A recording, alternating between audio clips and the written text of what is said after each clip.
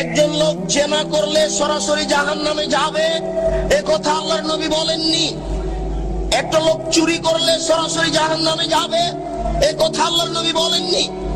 পিতামাতাকে গালি দেওয়া পৃথিবীর দ্বিতীয় মহাপাপ।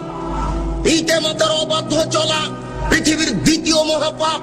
এরপরেও যদি মানুষ পিতামাতার অবাধ্য চলে, সরাসরি লোকটা জাহান্নামে যাবে, এ কথা আল্লাহর নবী বলেননি।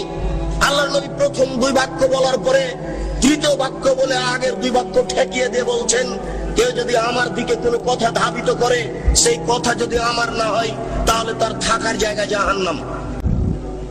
এবার আপনার সাথে আমার কথা, আপনি যেদিন ক্লাস 2 এ পড়েছিলেন, সেদিন একটা গল্প পড়েছিলেন।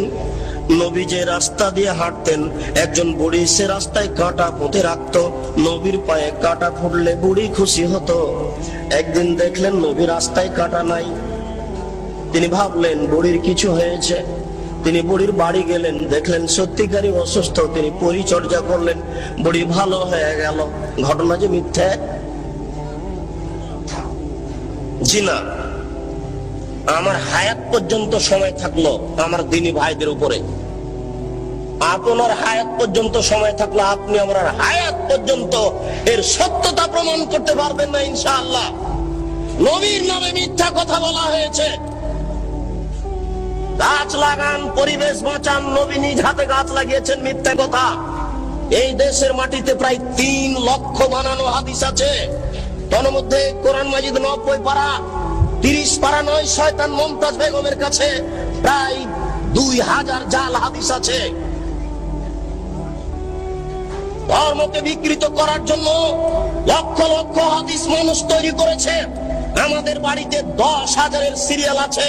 যে কোনো সময় দেশবাসী চাইলে আমরা 10,000-এর জাল জয়ীফ হাদিস পেশ করার জন্য প্রস্তুত রয়েছি ইনশাআল্লাহ। এই দেশের মাটিতে লক্ষ লক্ষ মিথ্যা তাফসীর রয়েছে। নবী ঈদের মাঠে গেলেন, একটি ছেলে কাঁদছে। নবী বললেন, তুমি কাঁদো কেন?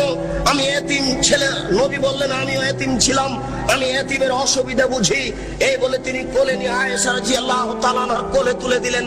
আয়েশা তাকে কোলে নিয়ে আদর করলেন, নতুন পোশাক পরালেন। ছেলে খুশি হয়ে গেল। বাস্তবতার সাথে হাদিসের কথার অমিল আছে। রাসূল সাল্লাল্লাহু আলাইহি ওয়াসাল্লামের বাড়িতে ভিক্ষুক ভিক্ষা পায় না। বহু ভিক্ষুক ফিরে গেছে, তার বাড়িতে ভিক্ষা দেওয়ার কোনো ব্যবস্থা নেই। সেই বাড়িতে নতুন পোশাক থাকলো, এটাই বা হয় কি করে? সাথে সাথে আর কোনো প্রমাণ নাই। নবীর নামে কথা মিথ্যা ছড়ানো হয়েছে। তারই ভিত্তিতে আপনারা ঈদের নামাজে নতুন পোশাক পরার জন্য প্রস্তুতি গ্রহণ করেছেন।